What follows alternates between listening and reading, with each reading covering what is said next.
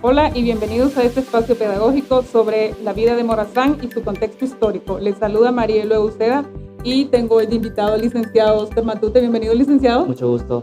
La licenciada Tania Escobar. Un placer tenerlos aquí, ¿verdad? Bien, vamos a ya entrar en lo que es hablar sobre la independencia de Honduras.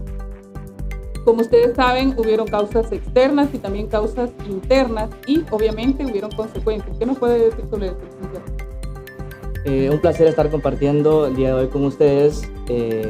Sí, precisamente hay que considerar que para hablar de independencia de Centroamérica y por supuesto de Honduras hay que considerar causas externas y causas internas.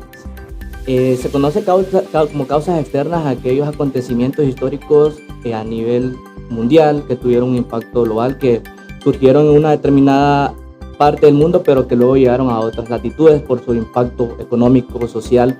Fueron movimientos, revoluciones que trascendieron continentes. En este caso, como primera causa externa de la independencia tendríamos lo que es el pensamiento ilustrado. Para hablar de esto tendríamos que trasladarnos al siglo XVIII, conocido también como el siglo de las luces, que básicamente es donde surge este pensamiento filosófico en Francia precisamente, que luego inspiraría otros acontecimientos históricos que también sirvieron de impulso o también de llave para que Centroamérica y el resto de América Latina desearan emanciparse de España. Entonces tenemos la Ilustración, que básicamente promovía el uso de la razón para combatir la superstición, la tiranía. La Ilustración básicamente va a plantear que uno se cuestione todo, que un monarca no debe pensar por uno mismo, sino que es el pueblo quien debe tomar su propio destino, es el pueblo quien debe elegir lo que quiere. Básicamente este movimiento se basó en dos derechos fundamentales: libertad, igualdad, y por ahí podríamos mencionar también fraternidad.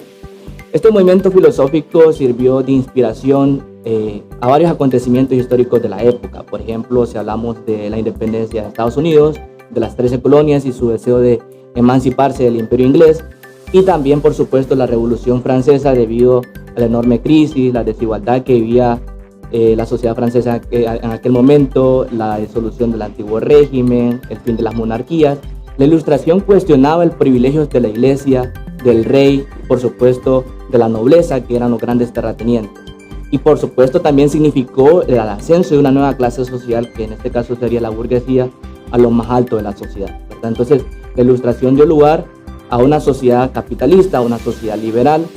Salimos por fin del feudalismo en Francia y luego este movimiento inspiraría otros acontecimientos históricos de gran importancia a nivel global, como lo que ya mencioné anteriormente, y por supuesto la emancipación de Centroamérica y el resto de los países latinoamericanos que dependían de España.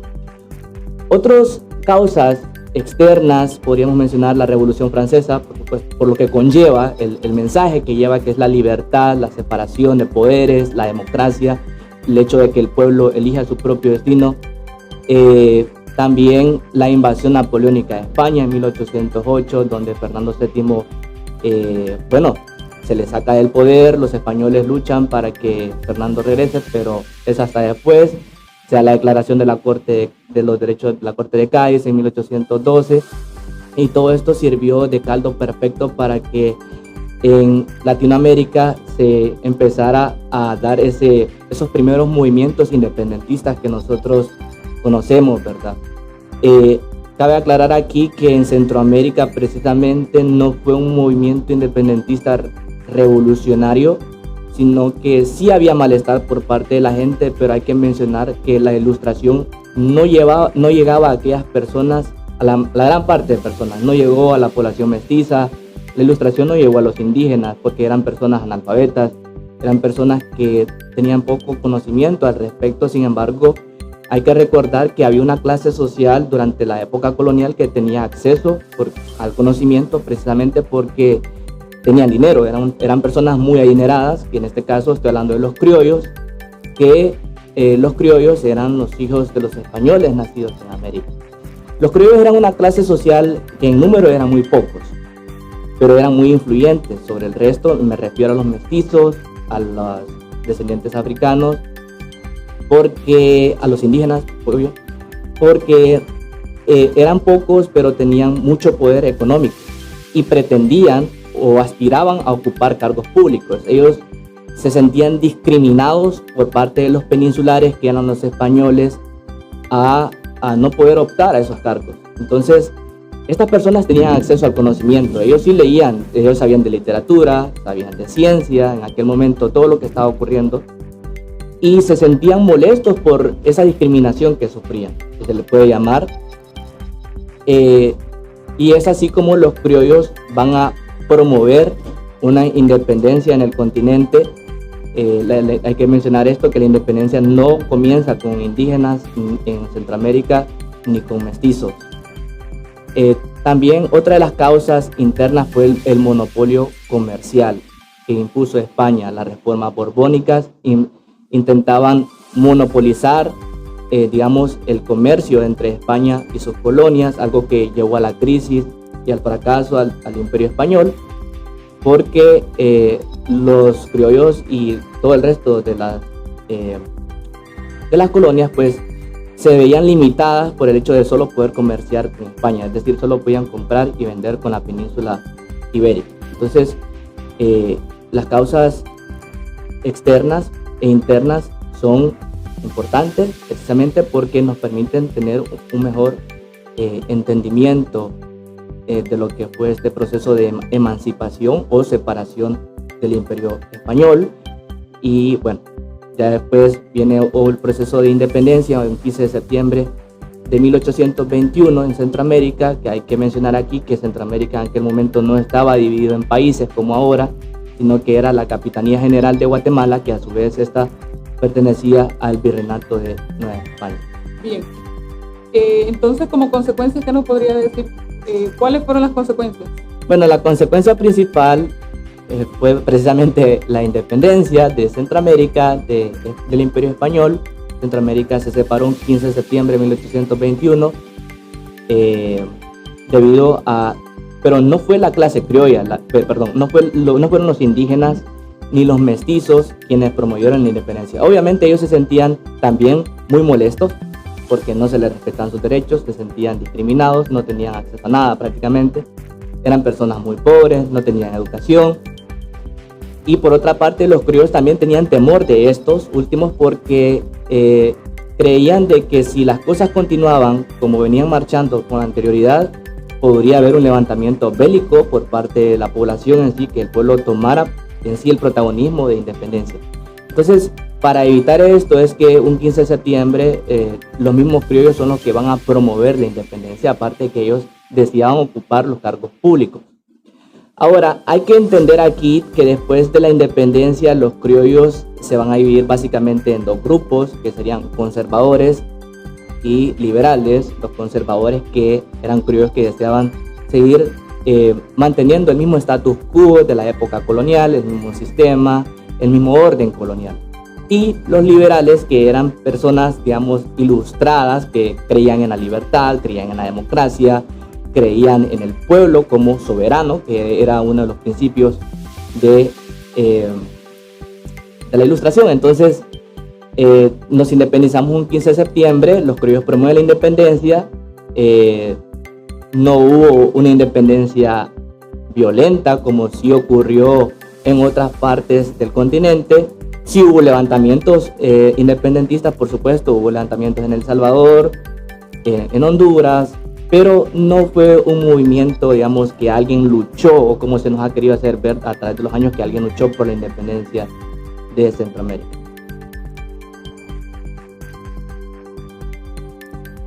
Ok, licenciado. Seguimos hablando, ¿verdad? Y aquí ya adentramos a lo que es el análisis del Acta de Independencia del año de 1821. Sabemos que el análisis del Acta de Independencia de 1821 se refleja la actuación de las dos partes enfrentadas y con diferentes intereses y protagonismos. ¿Qué puede decirnos usted acerca de este tema? Bueno, a partir de la independencia lo que vamos a ver en Centroamérica es una lucha de dos grupos principales, liberales y conservadores. Unos que son de ideas progresistas, de ideas de Centroamérica realmente puede alcanzar un verdadero desarrollo, de abandonar ese sistema colonial ya desfasado, de luchar contra esa desigualdad, la pobreza, promover una democracia, un verdadero Estado en Centroamérica. Y por otra parte, los conservadores, que son los que, bueno, los protagonistas de la independencia el 15 de septiembre, pero también quieren que se siga sosteniendo el mismo estatus. En cuanto al acta de independencia en sí, lo que el acta de independencia refleja es que había un temor por parte de la clase criolla conservadora de que la clase popular se levantara contra el Imperio Español. Ellos temían también de perder porque eran una clase que de alguna u otra forma solo necesitaban despojar a los peninsulares y ellos se verían beneficiados conservando el mismo orden colonial. Entonces, la acta de independencia refleja precisamente este interés del criollo de mantener siempre el mismo orden, ¿verdad?, en Centroamérica. Ok, ya. El acta sabemos que es una referencia y puede dividirse en 5 partes. ¿Cuáles son esas 5 partes en las que puede dividirse el acta de independencia? Mira, el acta de independencia tiene varias partes, pero yo aquí en este punto, la que más recalco es el artículo 8, que habla sobre uno de los personajes importantes en el proceso de independencia, que es Gabino Gainza, un líder criollo que tiene que ver mucho con la redacción del acta de independencia el 15 de septiembre. Entonces, ¿por qué lo destaco a él? Bueno, precisamente porque en él queda el poder. Después de que Centroamérica se independiza de España, queda en manos de este personaje el poder. Aquí es importante también destacar el protagonismo que tiene José Cecilio del Valle, que se nos ha querido, a través de la historia se nos ha hecho ver que todos los personajes que vemos el 15 de septiembre en los desfiles que tienen que ver con la independencia, esto no es así. En realidad, solo hay 2 próceres hondureños que sí tienen que ver con la independencia, los demás no tienen cabida. En este caso, José Cecilio del Valle redacta el acta de independencia, sin embargo, él no está de acuerdo, ¿verdad? Porque Centroamérica no tenía suficientes recursos, no era un estado fuerte, éramos muy débiles, muy pobres. Entonces, básicamente el acta de independencia hace ver esas deficiencias más bien que teníamos y ya después ya veremos qué va a suceder. Muchas gracias. Ahora, ¿cómo fue el proceso de la anexión de Centroamérica a México? Precisamente a eso quería referirme. Cuando me preguntó sobre el acta de independencia, deja entrever la crisis que teníamos. A partir de la independencia, luchamos por formar un verdadero Estado, esto como Centroamérica. Esto desgraciadamente nunca se logró. No éramos un Estado con los suficientes recursos, aparte de que había muchas luchas de poder entre conservadores y liberales, por una parte la iglesia, la gente adinerada, los criollos conservadores, y por otra parte los liberales. Y por otra parte también hay que mencionar la falta de educación del pueblo, la falta de acceso al conocimiento. La gente no tenía un panorama claro de lo que ocurría. Sí sabían que se habían independizado, pero no sabían en qué se basaba una verdadera independencia. Entonces, Valle se le considera un criollo conservador, ¿verdad? Precisamente porque, bueno, le considera criollo por promover la independencia, pero por promoverla en contra. Es decir, que no quería que Centroamérica se independizara de España en sí, pero no era porque siguiéramos dependiendo de España, sino que porque no éramos maduros económicamente hablando, no teníamos capacidad para sostenerlo. Entonces, dada esa ausencia de recursos, en enero de 1822 nos anexamos a México, el Imperio Mexicano, que era liderado por el emperador Agustín de Iturbide. Los criollos conservadores, obviamente, ven como una oportunidad para superarse, para crecer, una oportunidad para seguirse beneficiando e unirse al imperio mexicano, porque ellos querían seguirse viendo beneficiados, ¿verdad?, por los recursos, por el mismo orden colonial, por todo lo que venía ocurriendo, y poco les importaba el resto de las clases sociales que conformaban la sociedad centroamericana.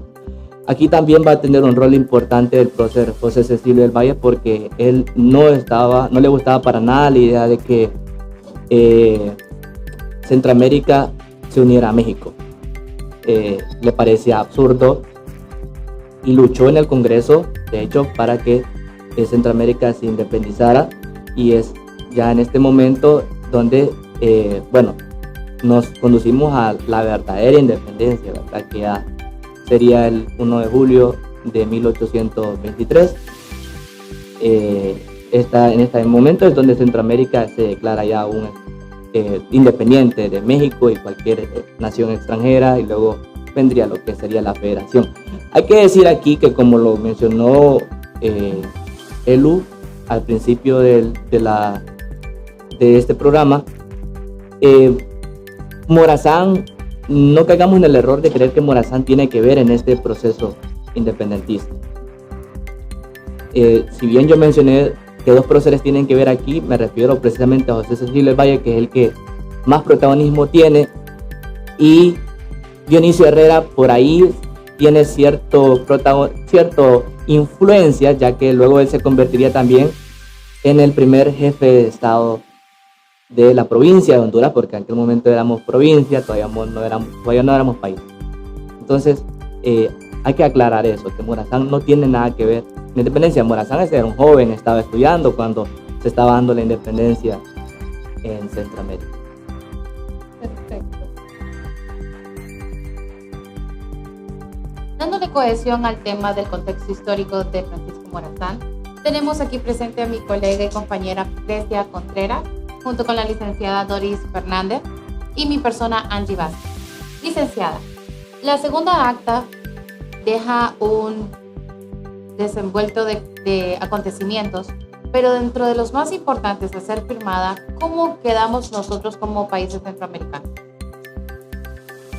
Muy buenas. Estamos entonces en esta tarde compartiendo sobre lo que es la firma del acta de 1823.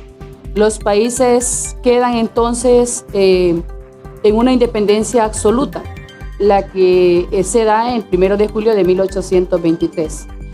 Vamos entonces a quedar como las 5 provincias centroamericanas. En ese tiempo no estaba Belice, porque Belice pues estaba bajo dominio inglés y Panamá estaba bajo lo que es una Gran Colombia. Entonces quedamos los 5 países centroamericanos, que era por lo que Morazán había estado peleando en sus batallas, pero peleando en este inicio, Morazán estaba reuniendo su ejército para realizar las batallas y llegar a su objetivo, que era mantener las 5 repúblicas unidas centroamericanas. Quedamos una vez ya, pues, estábamos con la independencia absoluta.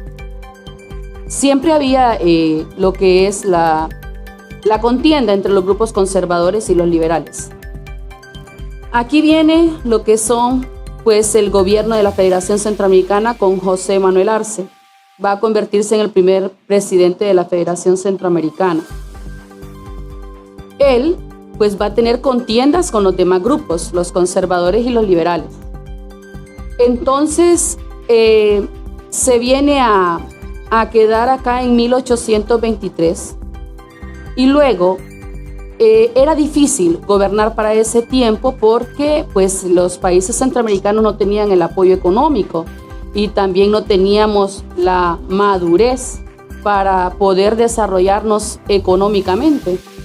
Así fue que Morazán entra en este contexto, que Morazán se convierte en el presidente de la Federación Centroamericana de 1830 a 1834, en el primer periodo, y Morazán empieza a aplicar varias reformas. Morazán empieza, pues, queriendo quitar ese deseo que habíamos tenido de la dominación española. Sabemos que estuvimos 318 años bajo dominación española.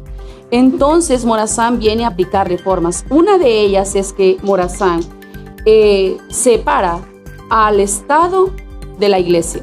Recordemos que la Iglesia Católica para ese tiempo tenía un alto poder, ¿verdad? La Iglesia Católica se había enriquecido pues mediante el pago de bautismos, el pago de bodas, se pagaba por las confesiones y aparte que recibía los diezmos. Pues Morazán separa a la Iglesia del Estado. Fue una de las primeras cuestiones que va a hacer Morazán. Luego viene Morazán y promulga lo que es el registro civil. Morazán dice que las familias van a quedarse registradas y que los matrimonios civiles van a efectuarse. Luego viene Morazán y también promueve Morazán en ese tiempo, imagínenlo, para los años 1823, para los años 1830 ya Morazán está pensando en que va a facilitar el comercio de estas provincias que habían estado en un monopolio comercial. Llamamos monopolio comercial pues que las provincias de Centroamérica habían estado siendo utilizadas por el reino español y las mercancías que aquí se producían se llevaban a España y España las vendía a Asia. Nosotros no obteníamos ninguna ganancia de esto. Entonces Morazán viene y como ese paladín centroamericano, ¿verdad? Viene y dice, vamos a promocionar a que se dé el comercio, la libertad de comercio, también a promover las exportaciones hacia otras provincias y, ¿por qué no, hacia otros países? Y Morazán también aplica en ese momento que se mejore lo que es la comunicación vial, pues Morazán le apostaba bastante a la prosperidad de Centroamérica y Morazán quería que las vías de comunicación fueran las mejores para que los productos lograran comercializarse. A esto entonces Morazán se está ganando enemigos por lo que está haciendo. Entonces Morazán aplica también que Morazán le apostó bastante a la educación. Gracias a este prócer tenemos la educación que hoy podemos decir, ¿verdad? Hemos avanzado bastante en educación, con pequeñas peripecias, pero vamos avanzando. Morazán fue de los que impulsó a que la educación se desarrollara en Centroamérica. Morazán trajo la primera imprenta a Honduras. Entonces esa nos estaba nosotros abriendo los oídos a todas las ideas de ilustración que este prócer tenía. Hasta ahí hemos llegado a lo que son las reformas de Morazán durante la Federación Centroamericana, ¿verdad? Ahora viene la otra parte. Morazán aplica las reformas, pero Morazán está viniendo a tener problemas internos, porque recordemos que Morazán estaba haciendo también, él mantenía siempre y estuvo aliado a su ejército protector de la ley, del cual había sido nombrado capitán, y él siempre mantenía a su grupo ahí. Es también señalar que en este momento a Morazán lo acompañaba José Trinidad Cabañas, lo acompañaba en sus luchas y en sus batallas, y sufrió a la par de Morazán, ¿verdad? Morazán entonces viene a ser ese paladín centroamericano que nos deja tanto que luchar por nuestro país. Por eso Morazán en uno de sus pensamientos dice que alta es la noche y Morazán vigila. Él no descansaba y él no dejaba de soñar en que tuviésemos una Centroamérica unida. Solo para adentrarnos un poco más al perfil de Morazán, ¿podría usted hablarnos acerca del rol que desempeñó Francisco Morazán después de que se firmara la segunda acta en 1823? Y bueno, asimismo conocer un poquito más acerca de las consecuencias debido a las reformas que él aplicó durante el proceso de gobierno de la Federación Centroamericana. Sí. Morazán incluso en 1823, que es cuando nace la Federación Centroamericana, Morazán está empezando su vida política. su vida política, y es cuando después de que nace la federación, viene como Morazán a desarrollarse, ¿verdad? Morazán es donde empieza, después en 1827 empieza con las batallas, y Morazán lucha con lo que son pues los grupos de poder, ¿verdad? Siempre en las provincias. A Morazán le costó la vida haber implementado las reformas que ya mencioné anteriormente.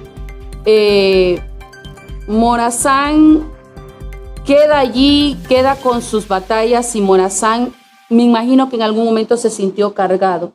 En algún momento él se detuvo a pensar qué estoy haciendo, porque Morazán incluso dejó a su familia. Morazán dejó a su familia.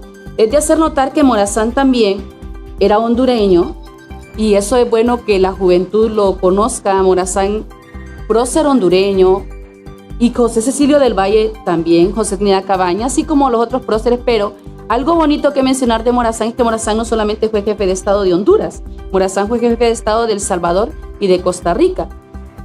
Pero algo que voy a hacer hay un paréntesis ahí, es que Morazán había tomado mucho cariño por El Salvador, y Morazán en ese momento de que se da cuenta que tiene enemigos por haber hecho los cambios que él hizo, pues Morazán se ganó sus enemistades. Y el mayor enemigo de Morazán, hablándole de instituciones, fue la Iglesia Católica. Lo acusó de hereje, y fue lo que a Morazán lo lleva hasta la muerte. Bueno, Morazán está en Costa Rica.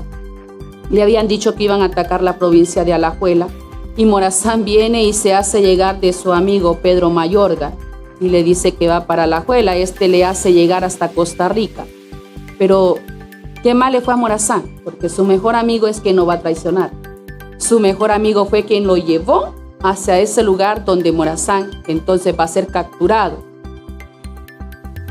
¿Qué repercusión les tuvo a Morazán el querer tener unas provincias unidas, una Centroamérica unida? Porque entonces a Morazán lo hacen caer preso junto a José Trinidad Cabañas, y pues Morazán es preso en Costa Rica, preso en la noche del 14 de septiembre de 1842, y es ahí donde Morazán escribe un testamento, que ustedes ya han escuchado hablar de ese testamento, donde Morazán pues escribe sus letras, donde deja una deuda de pesos en aquel tiempo, ¿verdad? Y que se acordó en ese momento, qué honradez, ¿verdad? Qué memoria de él, y qué honradez en recordar a quién le debía. Alguien que va a morir no precisamente va a recordar a quién le debe. Entonces anota ahí que deja una deuda de, vamos a decirlo, 9 lempiras a un vecino, por decirlo así. Al otro, a un hacendado también le debía otra cantidad de pesos. En aquel tiempo, pues, 9 pesos, ¿verdad? Era cantidad de dinero. Pero imagínense tener que estar en ese momento encarcelado.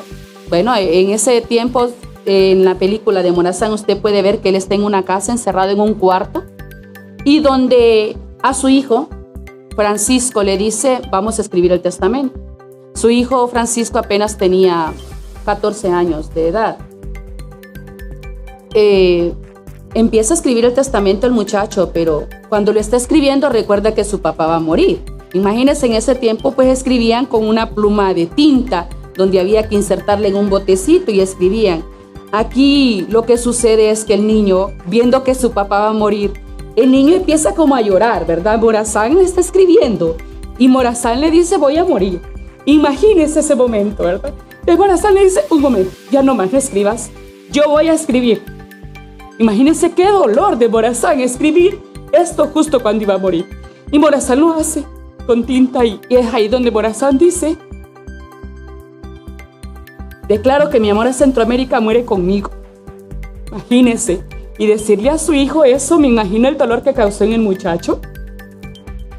Y él dijo, en pensamiento le dejó, dice, éxito a la juventud que imite mi ejemplo.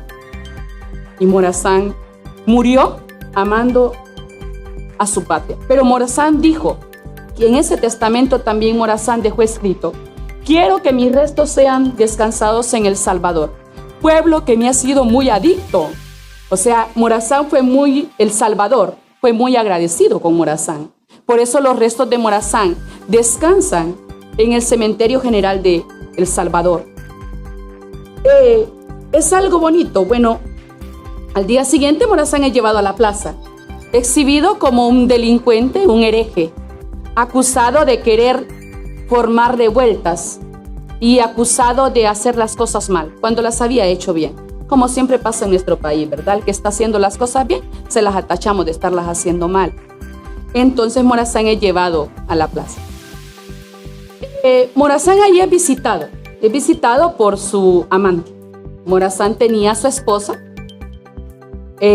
María Josefa de las Tiri. Quiero decirles que María Josefa de las Tiri se había casado con un hacendado y había tenido 2 hijos más. Morazán viene a encontrarse con ella, ya Morazán teniendo a su primer hijo de 2 años, y que Morazán también adoptó un hijo y se casa con María Josefa de las Tiri. O sea, conformaron un hogar, ella con sus hijos, él con su hijo también, una familia compartida, ¿verdad? Pero Morazán, a raíz de andar en las, vamos a decirlo, en las batallas por la liberación de Centroamérica, Morazán había abandonado a su familia. Tanto es que María Josefa y su hija Adela, su única hija que él tiene, están guardadas en un lugar aparte, escuchando que a Morazán lo van a fusilar. Ellas no asistieron a la plaza ese 15 de septiembre de 1842, que es ahí cuando ordenan dispararle a Morazán. Es llevado, exhibido en la plaza, lo llevan a la plaza y un señor llamado Maximiliano le va a disparar a Morazán. Cuando ya le disparan, Morazán exclama: aún estoy vivo. Como quien dice, denme el último disparo, porque ya este cuerpo se va. Y es así como Morazán muere en Costa Rica a esta fecha, que es recordada como una independencia que le vamos a llamar histórica, porque recordemos nosotros que nuestro país pues ha pasado por 3 independencias, ¿verdad? En 1821 la de España, 1823 la absoluta, y para 1839 que nos estaríamos independizando de lo que se llamamos la Federación Centroamericana. Es bonito recordar a Morazán como ese soldado, ese paladín que le llamamos paladín centroamericano. Paladín se le llama a una persona que ha luchado con ahínco y anhelo por algo que ha amado, y Morazán lo hizo, luchó por nuestra patria. Entonces, qué bueno es que se dé a conocer esta información acerca de Morazán. Yo personalmente considero que la cátedra morazánica debería ser agregada como una asignatura más al área de ciencias sociales, para que podamos nosotros educar a nuestros niños con ese amor a la patria, con ese patriotismo que tuvo Francisco Morazán. Licenciada, realmente es muy, voy a decir, emotivo, porque se expresa, ¿verdad?, más allá del contexto histórico de Francisco Morazán, el fervor, el amor que se le tiene a esa historia, que debería de prevalecer hoy en día en los salones de clases, como usted menciona. Y realmente es admirable el que usted pueda mantener a flor de piel. Sabemos que usted se especializa cada día dentro de su área de estudios sociales, pero es muy importante el hecho de poder hacer mención de que y que nosotros podemos recibir esta información, no solamente dentro de este espacio, sino que más allá de ello, sino como incitarlo, ¿verdad?, a seguir conociendo más de lo que fue Francisco Morazán y que prevalece. Licenciada, queríamos pedir también este espacio para poder concluir con lo que fueron las incidencias de los próceres dentro de la independencia de Honduras. ¿Qué nos podría mencionar usted? ¿Quiénes fueron partícipes? ¿Qué más aportaron o podríamos decir apoyaron? Sí, apoyaron. Podríamos decir que el prócer que tuvo más incidencia en las independencias, vamos a decirlo así, de Centroamérica, y que conlleva nuestro país, fue José Cecilio del Valle. José Cecilio del Valle pues estudió bastante literatura, y las ideas de ilustración llegaron a él y él se llegó a formar parte, que él estuvo de secretario prácticamente de la corona. Él era un empleado de la corona. Por eso es que se nos dice que él en algún momento no estuvo de acuerdo con la independencia. No es porque no quería, sino que él en ese tiempo nos miraba como que no estábamos preparados para mantener un dominio. Eso está como cuando un hijo de 15 años nos dice a nosotros que somos las mamás, ¿verdad? Ya quiero ir a trabajar. Y nos damos cuenta que no va a poder con la carga. Entonces, sí, José Cecilio del Valle fue el que más incidencia tuvo porque llegó a ser secretario. Él preparó muchos discursos donde él animaba a la población y él le decía a la población que teníamos nosotros que llegar a una independencia, a tener una libertad. Se lo decía de manera minuciosa porque él era empleado de la corona. Sin embargo, Morazán, José Cecilio del Valle, llegó a redactar el Acta de Independencia de 1821. Sin embargo, no la firmó. Porque también otro prócer que tuvo incidencia fue Dionisio de Herrera, pero la tuvo después. Dionisio de Herrera lo que hace es que redacta el Acta de Independencia, pero el Ayuntamiento de Tegucigalpa el 28 de septiembre de 1821, si notan es después. Pero en la independencia quien tuvo más incidencia fue José Cecilio del Valle y Francisco Morazán con sus luchas. Porque Francisco Morazán, desde 1820, Francisco Morazán ya se había insertado a estudiar lo que son leyes. Y Francisco Morazán, desde 1820, ya estaba preparándose poco a poco. Él llegó a ser secretario de Narciso Mayol, el alcalde de Tegucigalpa. Y entonces, el otro que tuvo cercanía fue José Trinidad Cabañas porque andaba cerca de Morazán. Los próceres en sí no llegaron a estar presentes en la firma de actas de independencia, eso no. Ellos solamente como que siguieron el camino, pero no la firmaron. Ni la primera, ni la segunda.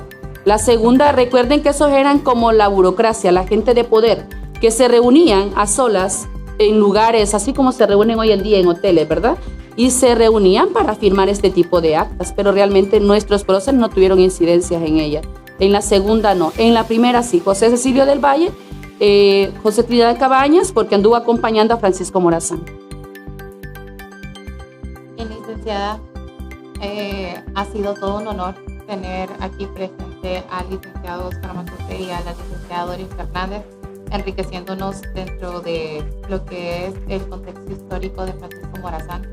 Licenciada, ¿alguna frase de Francisco Morazán que nos permita culminar en este espacio? Pues sí, Morazán tuvo bastante, ¿verdad? Pero Morazán, son dos frases. Una es la que también José Cecilio del Valle nos dejó. José Cecilio del Valle dijo que el mayor estudio de un americano debe ser América.